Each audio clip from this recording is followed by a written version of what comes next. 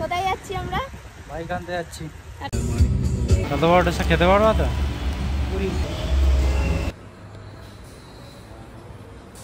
तो चलिए शुरू करते हैं। কোথায় যাচ্ছি আমরা? বাইক আনতে যাচ্ছি। এখন সাইকেলে যাচ্ছি আর আসার সময় বাইকে আসবো। রেডি হয়ে এখন যাবো বাইক আনতে। কষ্ট হচ্ছে সাইকেল চালাতে, আমরা পারি না বুঝছো। সবাই কত সুন্দর পোজ দেয়, আমি সামান্য ভিডিও করতে লজ্জা পাই। কত ফটো তুলছে সবাই। সাইকেলে করে 2 মিনিট যাওয়ার পরে উঠে পড়লাম আমরা গাড়িতে।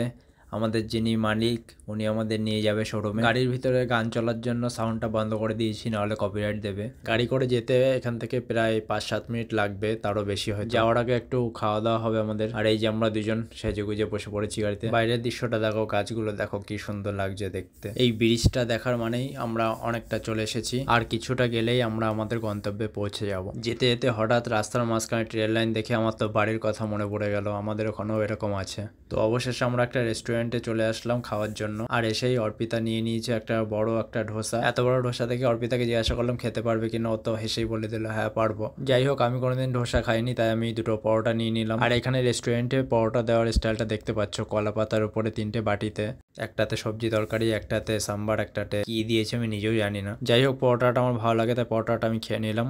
2000 years later. তো অবশেষে শোরুমে এসে দেখা পেলাম স্বপ্নের বাইকের। এসে দেখি সে তো মাথায় ঘোমটা দিয়ে আছে লজ্জায়। সে তো মাথা থেকে ঘোমটাটা একা একা সরাচ্ছিলই না, তাই বাধ্য হয়ে আমাকেই সরাতে হলো।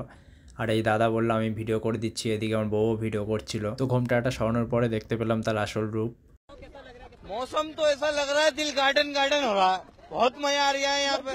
আমার তো খুশিতে কথাই বন্ধ হয়ে গেছিলো, এতদিন পরে স্বপ্নের সেই বাইককে পেয়ে গেলাম। সেই কারণে বাইকটা দেখতে দেখতে হঠাৎ করে আমার হাতে এনে এসে একটা চাবি ধরিয়ে দিল। চাবি নিয়ে ফটো তোলা হয়ে গেলে আমি আমার বউ 2-3টে ফটো তুলে নিলাম। তো অবশেষে আমরা চলে আসলাম বাড়ি। আর এই পিছনে দেখতে পাচ্ছ আমার নতুন গাড়ি। বাইকটা কেনা অতটাও সহজ ছিল না, আমি অর্পিতা দুজনেই মিলে অল্প অল্প করে টাকা জমিয়ে এই স্বপ্নের বাইকটাকে আজ কিনে নিয়ে আসলাম। তো বাইকের লুকটা তো তোমরা দেখতেই পাচ্ছ, এটা হচ্ছে সবথেকে টপ মডেল, যেটা 2025 আগস্ট মাসে লঞ্চ হয়েছে। বাইকটাতে সামনের চাকায় ABS এবং সাথে পিছনের চাকাও ABS, ডুয়েল চ্যানেল ABS আছে বাইকটাতে। তো এতদিন বাইক না থাকার অভাবে অনেক জায়গায় ঘুরতে যেতে পারিনি, তো এবার অনেক জায়গায় ঘুরতে যাব আর ভিডিও করে সবাইকে দেখাবো। টপ মডেলে চলে এসেছে TFT display, colour display and সাথে নেভিগেশন।